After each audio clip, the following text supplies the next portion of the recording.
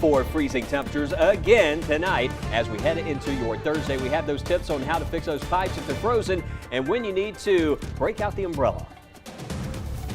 And with those cold conditions continuing, we're on your side with warming stations that are open and what you can do to help those in need.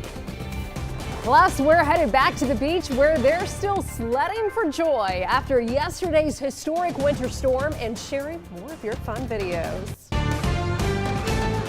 Live on your side, First Alert Weather Extra starts right now.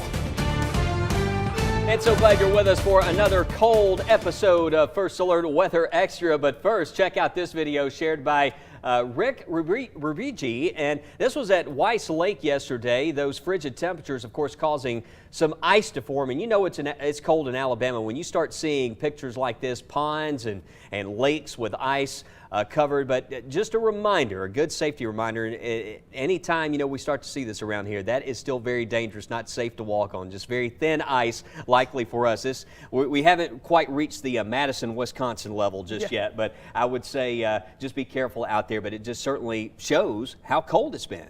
Yeah, I wouldn't say I'd break out the ice skates for those lakes or ponds quite yet. Not that I have ice skates. I don't know about you. Tania, you have rollerblades. Yeah, right? but not ice skates. Yeah, not ice skates. Hey, I'm impressed you have rollerblades. I'm very impressed. Yeah. See, I'm like Super Skate 1985 here, okay? So, hey, let's go ahead and talk a little bit about, speaking of 80s, wouldn't it be nice to have those kind of temperatures? Wow. Yeah. So, we're looking at what's going on here. Visible satellite, we have a lot of snow still showing up across the region here in areas to the south. You can see down into South Alabama. This is the view from space, and look at that. I mean, you just don't see that often. It was quite the winter storm here. That system, that center of low pressure, I was talking to Matt earlier today, and it tracked almost close to Cuba, a mid-latitude system. You just don't see systems take that far of a southern track. Quite historic, but the northern end spreading that snow across Georgia and into the Carolinas. But I show you this because, of course, with sunshine today, even though those temperatures rose just above freezing, the sunshine really helping to melt some of that snow away. So there's going to be some big-time icy patches reforming all in this region here. If you were thinking you had travel plans, maybe putting that off for the next couple days, just know tomorrow morning and again early on Friday, some significant travel impacts with that threat for black ice well down into the state of Florida. What's next for us? We have a hard freeze coming up tonight, and yes, there is a chance on Friday. We're still not out of this taste of the Arctics just yet. It looks like Friday we're still going to have a chance for some snow flurries or snow showers, but I do see a milder and wetter pattern about to build in here by next week. So that's going to be one of the next big things giving you the first alert. But hey, we're below freezing again. So we rose just above freezing today. I had some weather watchers tell me it was the first time since Sunday morning, but it's back to freezing tonight. You can see Gadsden is 16, showing 19 around Tuscaloosa, 17 over in Anniston, and those temperatures down into the teens across the southern part of our area. Not only is it extremely cold, but with this kind of polar air mass that's been across the region, the dew points are extremely low. We talked a lot about that yesterday. The reason we didn't see much snow is how dry the atmosphere was, but it's driving up what we call the static meter. And yeah, when it gets extremely dry like this, you really have to crank up that humidifier. So just some good out-the-door checklist items. Don't forget the skincare products and the extra chapstick because it is super dry. Right, Lauren? Wes, definitely been slapping all that extra chapstick and the lotion for your hands too, giving Lizard over here. Well, this morning, if you thought it's been unusually cold, we're certainly not going to gaslight you on that. It has been unusually cold, especially when we woke up today, and now we have the data to prove it. Meteorologist Matt Daniel validates our feelings and shows us just how low the thermometer had to go.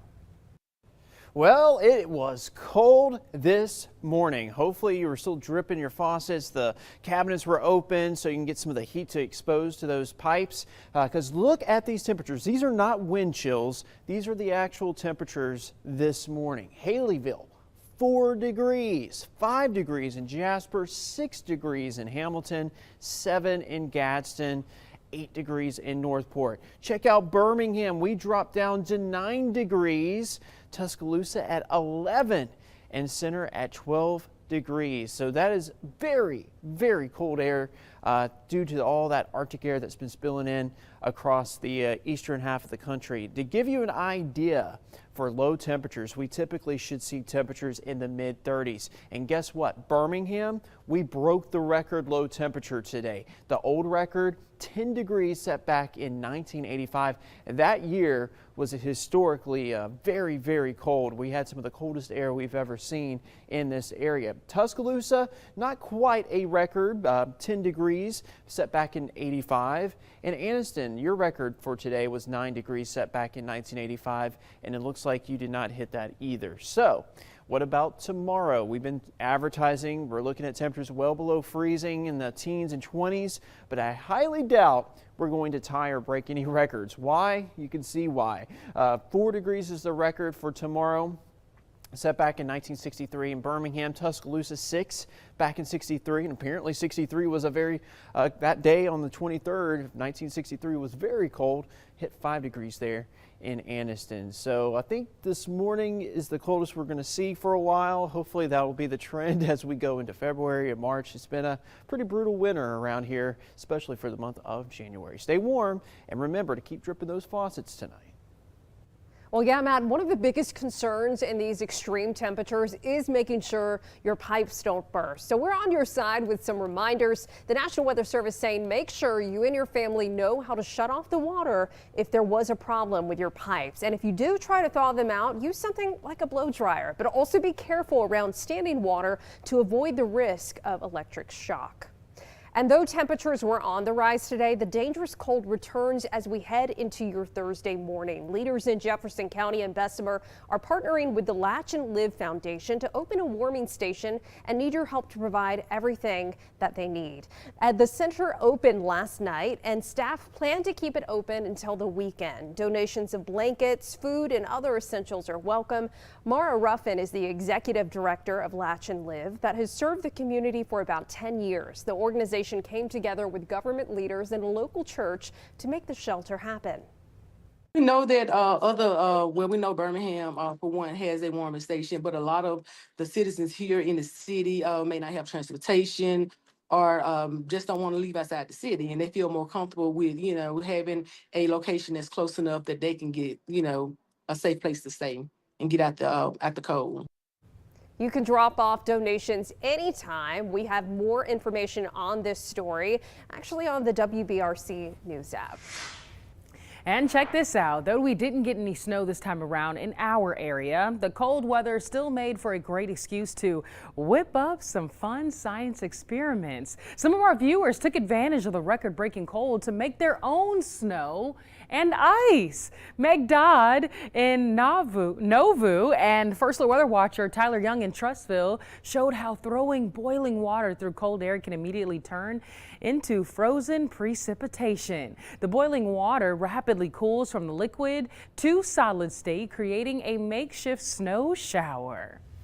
So awesome. Thanks for sharing that with us. We also want to show this because how cool is this from Prattville? A water fountain freezing last night as the temperature dropped. Snowmen, snow angels, and bundled up pets are some of the highlights of the snow day. Well, coming up on First Alert Weather Extra, humans aren't the only ones battling the bitter cold. We show you how the frigid temperatures have been impacting local agriculture and even insects. We're back here in 30 seconds.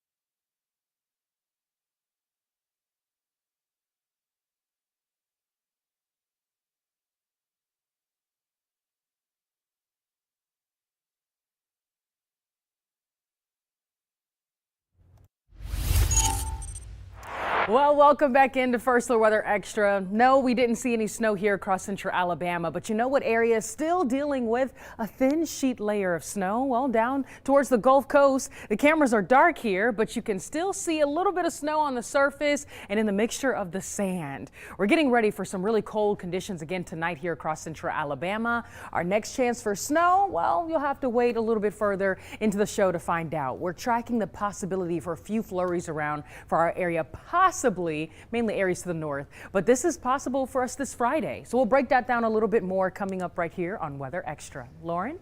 Thanks, Tania. Well, honestly, we just got to deal with the plain old cold, right? So one thing we're going to be looking at as we go into tomorrow morning, that potential for temperatures getting below freezing again. And we're not just talking below freezing, we're talking a first alert for teens in the morning. So make those cold weather preps again tonight. As we've been saying, we've got another hard freeze in place with widespread temperatures in the teens. We're already seeing freezing temperatures right now. So this is going to be a good 12 hours with temperatures below freezing. So make sure you're dripping your faucets, as we said, making sure your pets are warm. Put that extra blanket on the bed tonight. I know your plants are already inside for the long haul. But once you walk out the door in the morning, gotta have the jacket, coat, scarf, gloves, hat. Did I miss anything? You don't need the snow boots, but eventually we will be warming back up into the 20s. By 11 a.m. we should thaw out, getting back into the mid 30s. And then by 3 o'clock tomorrow, we may actually finally be back in the 40s. So we're slowly thawing out just a little bit. Well, while most of you are still dreading and dealing with this cold weather, some farmers in our area are actually celebrating it. Your reporter Lauren Harkson visited Peach County to find out why this weather is actually helpful for the crop. Chilton County is known for their peaches all year round, whether it's fresh, in a can, or in an ice cream form. But did you know the freezing temperatures we're dealing with right now is actually helping the crop for the summer? It's very beneficial to us right now. The cold, a blessing in Peach County. It is Chilton County, and that's what we're known for our peaches. And then we also have a ton of our peach preserves, our juice sweetened, where it's just the natural sugar from the fruit itself. Durbin Farms market owner and manager Colby Jones says the crop needs something called chill hours, time when the weather is at or below 45 degrees to grow. Predominantly, we would like it to be in about close to 1,000 hours, something like that. But that just gives them a good sleep, a good rest in preparation for the next year. And if you don't have enough chill hours, that can affect production, size, quality, all sorts of different things like that. Jones says we're only 30 to 40 chill hours away from last year's number, so we're in the home stretch. Last year was probably the best peach crop we've had in close to 10 years or so. We always have some sort of damage that happens. Damage coming from something like a blackberry winter when we get a cold snap later in the year after it's been warm. We had warm weather that came in about middle part of February, kind of when your northerners were hitting spring break, so they were thankful for the 60-degree temperatures. But when that happens, that's when the peaches kind of get tricked and they think, okay, it's time to wake up. And then that's when you could have peaches coming out early and things like that. So we're hoping this cold weather kind of carries. And we have our peach pecan, peach cheesecake, anything peach that you can think of, obviously. Jones says farmers are now holding their breath as they prepare for peach season. I would say a farmer's life never slows down. And definitely as you see through the county and see how much work and effort that goes into it year round, it's definitely a sight to behold for sure. So I know a lot of you are wanting warmer weather to come quickly, but the peach farmers are hoping that the cold sticks around until at least mid-February, so we're going to have to wait and see. But in the meantime, I'm going to enjoy my ice cream in my gloves and my scarf. Your reporter tonight in Chilton County, Lauren Harkson, WBRC 6 News, on your side. And boy, did that look good. So ice cream sounds great right about now, I'm not gonna lie, but I'll eat it indoors where it's warm. These frigid conditions, though, are also happening across the north, where an expert in Minnesota is saying that even though it is cold, mosquitoes and other insects will still be present. And even though you may think the cold temperatures can keep insects such as mosquitoes, ticks, and other pests away, well, that's not always the case. As Adams Pest Control explains, insects that call Minnesota home have adapted to the cold with chemical compounds that protect them from the weather. Extreme temperature will maybe kill some of them, few of them, but that not necessarily you're going to see fewer insects in the spring or maybe in the summertime. It will impact few of them, but in the springtime, they make up the last. And the tolerance from the winter typically tends to wane for these bugs as springtime begins to roll around. Coming up next on First Alert Weather Extra, we tell you if there's any hope of a warm up beyond the 7-day, plus give you a first alert on the silent killer to be wary of during the winter months.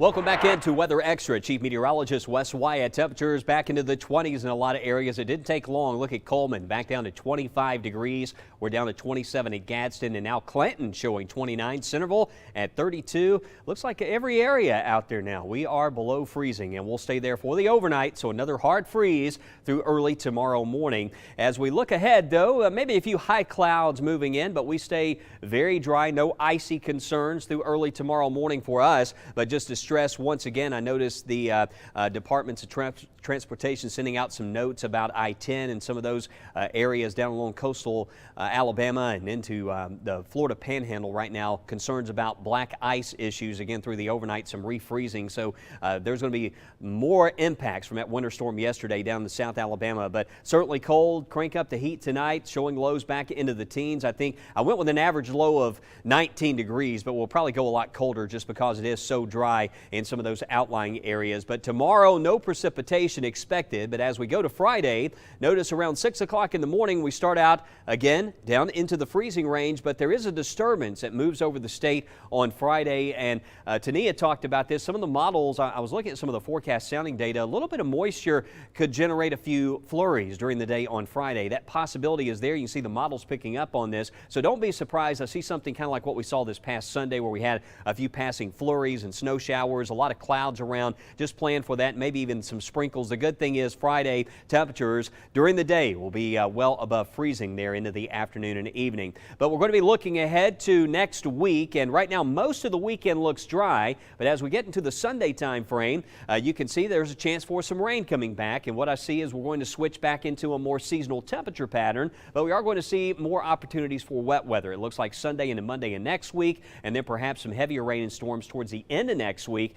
heading into that first weekend of February. So here's the 10-day forecast, and again, maybe a few flurries Friday. Otherwise, we're mainly dry as we go into the weekend to Saturday, and then Sunday, most of the day looks dry. Clouds will build in. We'll see some rain chances there for Sunday night and into Monday of next week. But talking more about that beyond the 7-day forecast, meteorologist Tania Michelle. Tania, it looks like towards the end of next week, the model's really locking in around that February 1st time frame, maybe some heavier rain and storms, and typically around here, we go into February. It is a more rainy time of year for us, so certainly to be expected. Oh yeah, Wes, and you know we're still in that winter season, so as we approach the first weekend of February, we still need to watch temperatures because could we see more snow? Well, yeah, and you and I were talking about Friday. I mean, this system showed up yesterday, and we're like, should we mention the flurries? Is it going to be there? And more data today showing that possibility. Yeah, so it's definitely something that keeps teetering back and forth that we watch very closely as meteorologists. Let's go beyond the 7-day here and take a full look at what we're expecting as we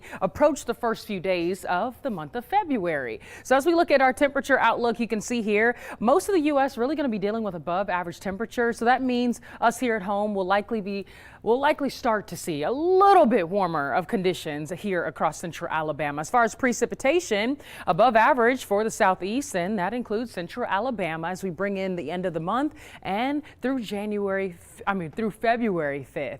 Now, as we look beyond the 7-day as our next rain chances, Wes was briefly talking about this. Okay, yes, we talked about some rain chances as we approach the end of this month. We're talking January 27th, that's next Monday. On and off rain chances, possibly Tuesday, Wednesday, and into Thursday of next week. But some of our models, they're getting a little confused, guys. So we need to pay very close attention to the first weekend of February because this model is indicating that, hey, if temperatures are there and if the environment is conducive, we could see some more wintry mix or winter precipitation. So, of course, that's beyond the 7-day. Don't get your hopes up. You know how this goes. We've been doing this over the last couple of weeks. We'll continue to give you updates on what to expect as far as temperatures right here in Weather Extra. But the freezing temperatures are raising risk of carbon monoxide poisoning, known as the silent killer. It's the #1 accidental poisoning problem in the nation and the world. Fox News' Ted Lindner takes a closer look at how you can help keep you and your loved ones safe this season.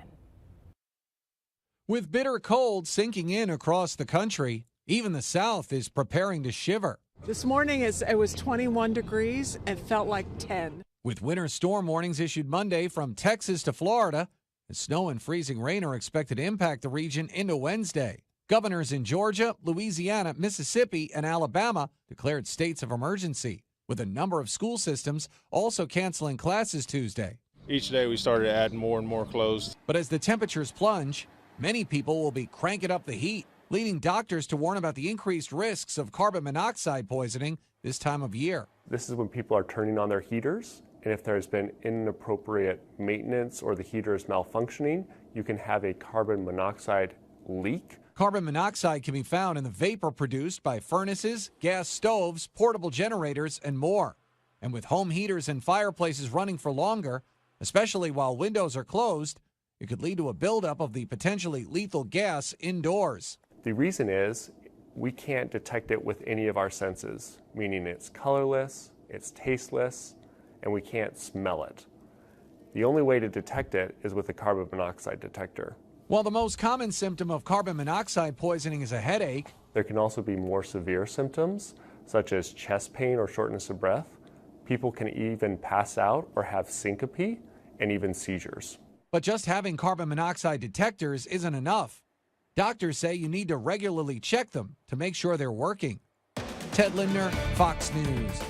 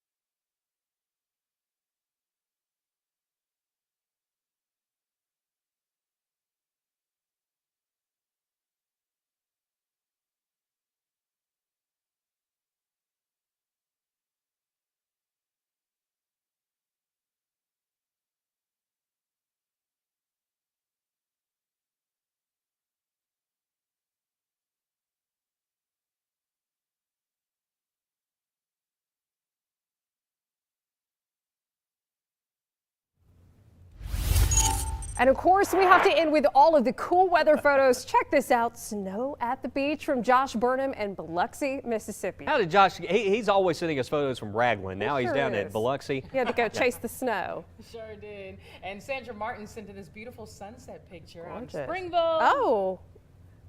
All right, James and Joyce Johnson from Slidell, Louisiana. I believe I saw 8 inches for New Orleans. Wow, unreal. We didn't even get 8 inches here last week. No. And this is sent in from Doug, a beautiful sunset at Chelsea Park Ridge. At least we, oh, okay. Oh, is that a drum set? Oh, look. Brad, you're out there making music in the snow at the beach, Now, breaking all the records. We just need to send Wes down there with his guitar. That would be the all-timer. I mean, that would be the all-timer. What a music video that would be. Oh, yeah. And then, of course, gorgeous sunset from Michael and Brenda, and then Gay Clinner with a beautiful Shelly, the snow lady. She's looking for shells. Unbelievable. What a historic storm. But Truly. hey, listen, we're back below freezing. We're going to have those updates tonight, first at 9.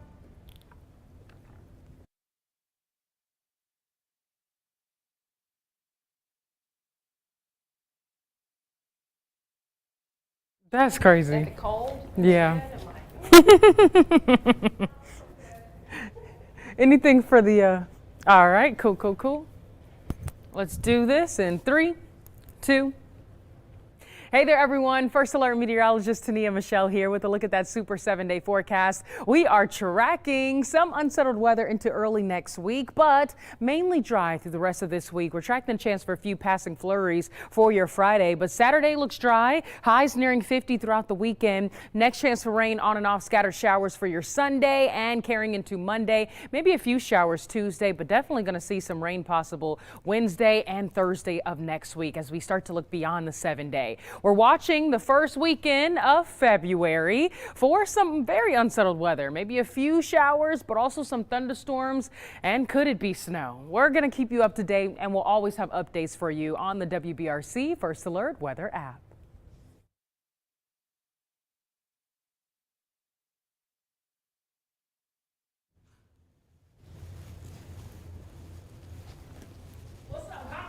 Hey, how are you, Tania?